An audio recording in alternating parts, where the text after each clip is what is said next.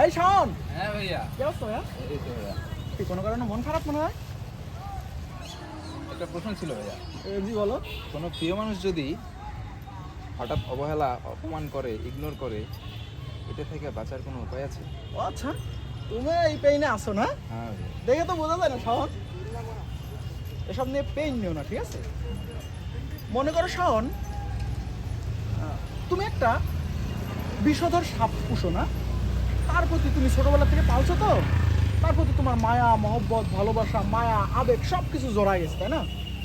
তে সাপোজ যদি কোনোদিন ওই সাপটা তোমাকে বিষ দাঁত দেখে ফেলে, বিষ দাঁত বুঝো? হ্যাঁ বিষ দাঁত যদি দেখিয়ে ফেলে, তাহলে ওই সাপটাকে তুমি আর রেখো না, হ্যাঁ?